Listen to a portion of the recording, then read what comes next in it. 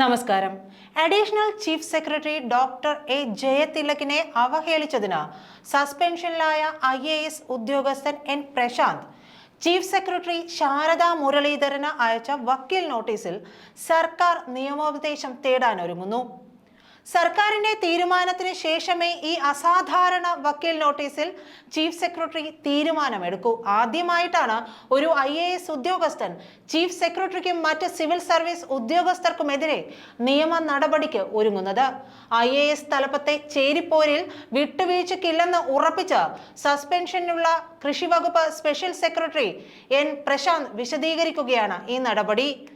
തനിക്കെതിരെ ജയതിലകും പട്ടികജാതി വർഗ വകുപ്പിന്റെ ഉന്നതി പദ്ധതിയിലെ മുൻ CEO ഗോപാലകൃഷ്ണനും നടത്തിയ നിയമവിരുദ്ധ പ്രവർത്തനങ്ങളെക്കുറിച്ച് അറിയിച്ചിട്ടും നടപടിയെടുത്തില്ലെന്നാണ് ചീഫ് സെക്രട്ടറിക്കെതിരെയുള്ള പ്രശാന്തിന്റെ ആരോപണം.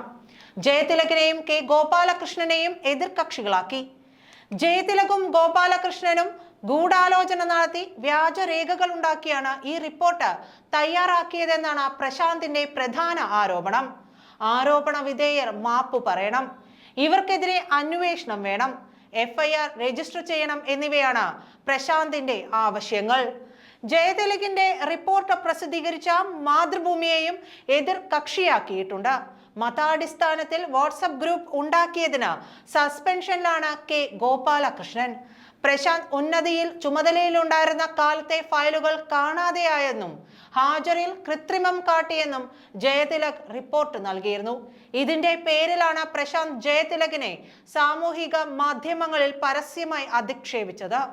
കൂടുതൽ തെളിവുകൾ നശിപ്പിക്കുന്നത് തടയാൻ ജയതിലകിനെയും ഗോപാലകൃഷ്ണനെയും ഉടൻ സസ്പെൻഡ് ചെയ്യണമെന്നും ഇവർ പരസ്യമായി മാപ്പ് പറയണമെന്നും വിശദമായ അന്വേഷണം വേണമെന്നും നോട്ടീസിൽ ആവശ്യപ്പെടുന്നുണ്ട്. ഈ നോട്ടീസിനോട് അനുകൂലമായി സർക്കാർ പ്രതികരിക്കില്ല. അതുകൊണ്ട് തന്നെ നിയമ പോരാട്ടം ഉറപ്പുമാണ്. ജയതിലക് ഉൾപ്പെടെയുള്ളവർ സർക്കാർ രേഖകളിൽ തുടർച്ചയായി കൃത്രിമം കാണിച്ചെന്നും ഇക്കാര്യം ചീഫ് സെക്രട്ടറിയെ അറിയിച്ചിട്ടും നടപടി ഉണ്ടായിട്ടില്ലെന്നും നോട്ടീസിൽ പറയുന്നുണ്ട്. മറുപടി ഇല്ലാത്ത പക്ഷം നിയമ പോരാട്ടമാണ് പ്രശാന്ത് ഉദ്ദേശിക്കുന്നതെന്നും വ്യക്തമാക്കുന്നു.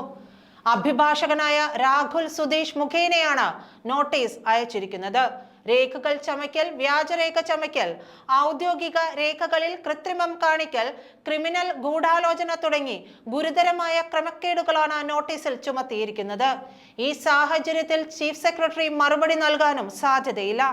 ഉന്നതിയുടെ സ്ഥാപക CEO ആയിരുന്ന കാലത്ത് ഫയലുകൾ കാണാതായതും ഹാജർ ക്രമക്കേടുകളും ആരോപിച്ച് A ജയതിലക് തയ്യാറാക്കിയ എക്സ്പാർട്ടെ അന്വേഷണ റിപ്പോർട്ട് പ്രശാന്തിനെ അപകീർത്തിപ്പെടുത്താൻ ഉദ്ദേശിച്ചുള്ളതാണെന്ന് നോട്ടീസിൽ വ്യക്തമാക്കിയിട്ടുണ്ട്. 2 കത്തുകൾ അടിസ്ഥാനമാക്കിയാണ് ജയതിലക് റിപ്പോർട്ട് തയ്യാറാക്കിയത്. ഈ കത്തുകൾ കെട്ടിച്ചമച്ചതാണെന്നും സർക്കാരിന്റെ ഓഫീസ് സംവിധാനത്തിലേക്ക് അപ്ലോഡ് ചെയ്തിട്ടുള്ളതാണെന്നും നോട്ടീസിൽ ആരോപിക്കുന്നു. വാട്സപ്പ് ഗ്രൂപ്പ് വിവാദത്തിൽ തെളിവ് നശിപ്പിച്ചതിനും അനാവശ്യ ഇടപെടൽ നടത്തിയതിനും ഗോപാലകൃഷ്ണനെതിരെ പോലീസ് ഡയറക്ടർ ജനറൽ നേരത്തെ കുറ്റം ചുമത്തിയിട്ടുണ്ട്. ഈ വിഷയത്തിൽ പോലീസിൽ തെറ്റായതും തെറ്റിദ്ധരിപ്പിക്കുന്നതുമായ പരാതി നൽകിയതിന് ഗോപാലകൃഷ്ണനെതിരെ സർക്കാർ ഒരു നടപടിയും സ്വീകരിച്ചിട്ടില്ല എന്നും നോട്ടീസിൽ പറയുന്നു. 2024 നവംബർ 14-ന് ചീഫ് സെക്രട്ടറിയെ ഈ കുറ്റകൃത്യങ്ങളെക്കുറിച്ച് ഔപചാരികമായി അറിയിച്ചെങ്കിലും സർക്കാർ രേഖകളിൽ കുറ്റവാളികൾ തുടർച്ചയായി കൃത്രിമം കാണിക്കുന്നത് അനുവദിച്ചുകൊണ്ട് നടപടിയെടുക്കുന്നതിൽ പരാജയപ്പെട്ടുവെന്ന് നോട്ടീസ് ചൂണ്ടിക്കാട്ടുന്നു.